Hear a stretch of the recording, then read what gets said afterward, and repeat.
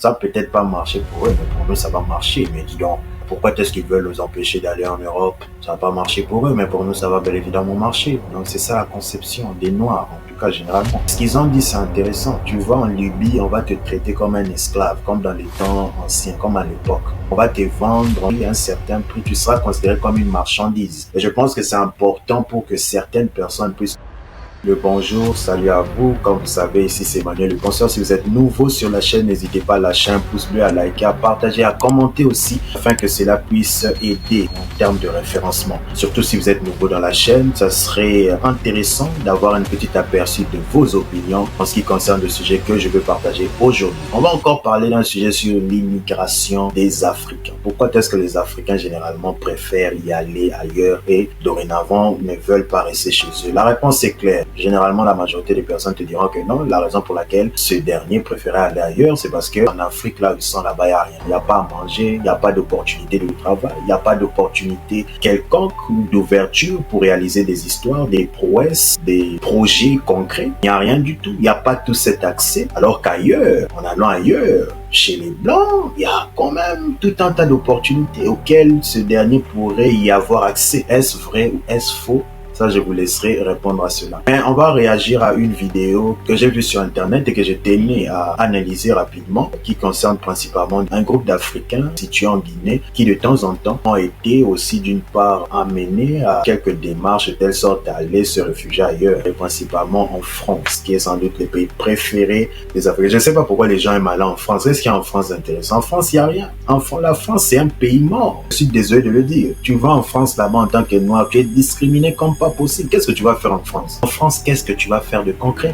En tant que noir, il est ultra difficile même de s'en sortir en France que ça ne l'aurait été si tu allais par exemple dans des pays comme les États-Unis ou le Canada. Voilà pourquoi la majorité des personnes qui se retrouvent en France préfèrent même aller au Canada ou aux États-Unis parce qu'elles savent qu'en France, il y a ce qu'on appelle le plafond vert. Mais je ne vais pas aller en profondeur dans ça. Ça, c'est pas une vidéo pleurniche. Limitons-nous à la réaction de la vidéo que je vais mettre devant vous.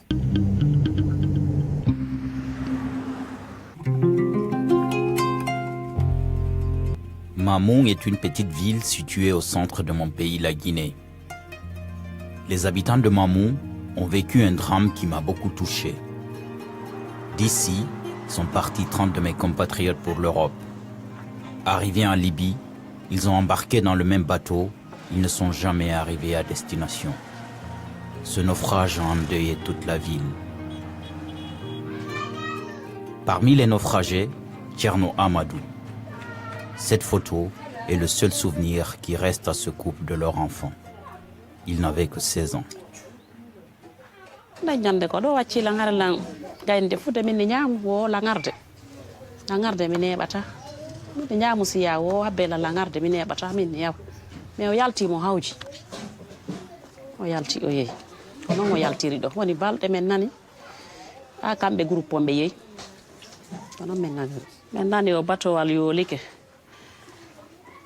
Woni wana balɗe ɗiɗi mi hawrodiri e goɗɗo kama keconi lawo ko yallagol wonani payko ngamen ko yoolike ene payko ngamen ko min yo tawaka to gorejo makko wi ilan o tawaka ton kono woni ha fayda kikiɗe tawi siɗɗo jamen tawi ɓiɓɓe makko no ton ɗon inni o tigi tigi ko kamɓe tigi ye yooloyi ko kamɓe tigi omo tawa e mum kono min andiri mayde makko nde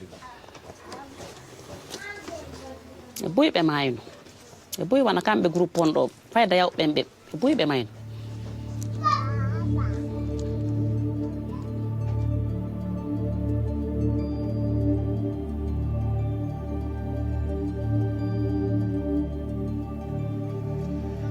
Parmi tous les migrants africains arrivés clandestinement en France, plus de la moitié viennent de ma Guinée.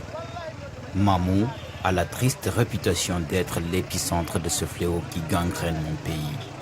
C'est d'ici, la gare routière de Mamou, que débute leur long périple. En 2021, plus de 10 000 de mes compatriotes ont quitté le pays à bord de ces taxis en partance pour le Sénégal et le Mali. Je veux savoir si malgré ce drame, ils sont toujours aussi nombreux à vouloir tenter l'aventure. À la gare, il m'a fallu peu de temps pour trouver ce groupe de jeunes. Tous veulent partir. Comme garde de une occasion, mi magira n'importe comment, mi a dare no mi yara quoi, fitum, mi kayen no mi dara konno, dai gireta, pa fu ko jungal la woni. E mi ya e feu. Mi wi do remettre. Oui, bini do bitat. Ça pourrait peut-être paraître dur, hein, ce que je veux dire là, mais si on se réfère à ce que les parents disent avant ça, au tout début de la vidéo, moi je dirais que je ne comprends pas, je ne conçois pas comment est-ce que vous, en tant que parent, vous n'êtes même pas au courant où est-ce que votre enfant se retrouve. J'essaie juste de comprendre. Donc comment vous, en tant que parent, parce qu'on ne blâme pas, mais moi j'essaie juste de comprendre. C'est comme si vous n'avez aucune main mise sur ce que votre enfant fait. Aucune, du tout. Donc là, l'enfant a voulu aller en Europe et a plus tard fini par se retrouver victime d'un drame qui s'est produit dans la mer. Vous êtes là, vous vous étonnez, vous pleurez et tout. Mais en gros, à la fin de la journée, j'estime que les véritables responsables de ce qui s'est réellement produit sont les parents, en gros. Parce que c'était eux qui devaient être au courant de ce que l'enfant était en train de faire. Voilà, un parent se doit d'être responsable de ce que son enfant fait et c'est fort dommage. On va blâmer les gens, on va blâmer tout un tas de personnes, sauf qu'en réalité, les vrais responsables restent les parents dans ce genre de situation. Et en ce qui concerne maintenant ce qui est montré là, il est fort possible que ces fléaux ne va jamais s'arrêter parce que les gens de base, généralement, n'écouteront pas, tu vois. Donc, ces gens auront l'impression que tu es en train de leur empêcher de venir aussi vivre une vie des rêves. Quand tu vas leur dire de ne pas emprunter ce genre de route, ils vont se dire, mais pourquoi est-ce que tu es en train de m'empêcher de prendre ce genre de route? Alors que toi-même, tu te retrouves en Europe. C'est ce genre de conflit qui se crée. Et voilà pourquoi moi, j'estime que ce genre d'immigration, ce type d'immigration clandestine ne s'arrêtera jamais. Tout simplement parce que les gens, étant têtus généralement, ne seront pas enclins à t'écouter. Ils vont partir du fait qu'à chaque fois que tu leur dis que non, ne viens pas, ne prends pas ce genre de risque, elles partiront du fait que tu es en train de leur prémunir de vivre le même style de vie que tu es en train de vivre ici. C'est comme si elles se diront que tu es en train de leur empêcher à peu près de vivre ce que tu es en train de vivre. Et voilà pourquoi ça créera une quelconque forme de conflit qui en résultera au fait qu'elles n'écouteront juste pas.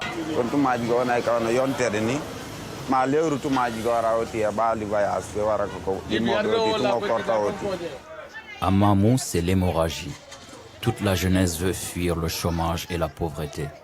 Sur les 10 000 migrants qui ont pris la route, près de la moitié ne sont même pas arrivés jusqu'à la Méditerranée et ont fait demi-tour pour rentrer chez eux. En Guinée, on les appelle les retournés. Dans la périphérie de Mamou, dans ce magnifique jardin, je rencontre Hadi et Ousmane, deux retournés. Pour eux, le voyage s'est arrêté en Libye. Aidés par une ONG, ils ont pu rentrer au pays. En Libye, Hadi a connu l'esclavage. Pour en fait bouger, en fait se déplacer d'une ville à une autre ou d'un endroit à un autre, il faut que les Arabes te rachètent.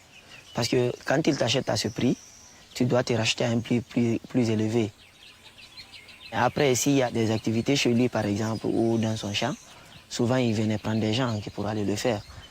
Et ça, c'est sans contrepartie. Au final, tu dois maintenant te racheter pour être libre. Ils te torturaient le plus souvent pour que tu payes l'argent. En Libye, la guerre a éclaté. Ils nous ont directement envoyés en prison. Les conditions de détention étaient très difficiles. D'autres pouvaient faire 2 jours sans manger, voire même 3 jours. Et ça fait que le plus souvent, il y avait des morts dans la prison. Depuis leur retour en Guinée, après avoir subi des pratiques de notre âge, Hadi et son ami Ousmane sont considérés comme des parias. Parce qu'il y a des migrants qui sont arti, muronka famu de demande makon. Mais quand ko goro yema ko mo wadi tomi mudu mo law goto, on si arti be fo be tout mondriga, kala ko be yotara be famu tre. Même si leurs blessures ne se sont pas refermées, Quand même, ça fait réfléchir. Mais encore, même si ces gens disent ce qu'ils disent là, il y aura toujours des gens là-bas en Guinée qui vont se dire, mais qui se barrent, tout ça. Nous, notre rêve, objectif, c'est d'aller en Europe. Tu vois, c'est d'aller en Europe, d'aller jouir de la vie, jouir des avantages, devenir riche, millionnaire. Il y aura des gens qui vont écouter ces deux jeunes ici, ont traversé là, le chemin, qui se sont portés même garant d'expliquer ce qui leur est arrivé. Il y aura toujours des gens qui observeront ça bizarrement, qui se diront, mais pourquoi est-ce que ces gens ont... Ça peut-être pas marché pour eux, mais pour nous, ça va marcher. Mais dis donc, pourquoi est-ce qu'ils veulent nous empêcher d'aller en Europe? Ça va pas marcher pour eux, mais pour nous, ça va bel évidemment marcher. Donc, c'est ça la conception des Noirs, en tout cas, généralement. Mais ce qu'ils ont dit, c'est intéressant. Tu vas en Libye, on va te traiter comme un esclave, comme dans les temps anciens, comme à l'époque. On va te vendre à un certain prix, tu seras considéré comme une marchandise. Et je pense que c'est important pour que certaines personnes puissent comprendre que c'est ça les écueils des chemins clandestins. C'est ça, tu vas tomber sur des personnes qui voudront abuser de toi. Pour les femmes, tu vas tomber généralement auprès des gens qui voudront même abuser de toi sur ce plan-là, vous me comprenez? Pourquoi? Parce qu'à leurs yeux, tu ne deviens qu'un esclave, un bétail, un objet dans lequel ils déverseraient n'importe quoi. Donc c'est comme ça que ça se passe. Donc faut pas entrer dans l'optique qu'en allant comme ça sera simple. Non, c'est d'ailleurs beaucoup plus compliqué parce que tu t'exposes à n'importe... Et il y a des gens même qui meurent en pleine route, comme ils l'ont dit. Il y a des gens qui non seulement ne perdent pas leur vie au travers de la mer ou par voie maritime, mais qui meurent sur terrain à cause de ce genre d'agression, d'abus et toutes choses qu'on ne diffuse sans doute même pas dans les télés. Mais ce sont ces genres de réalités qui se produisent.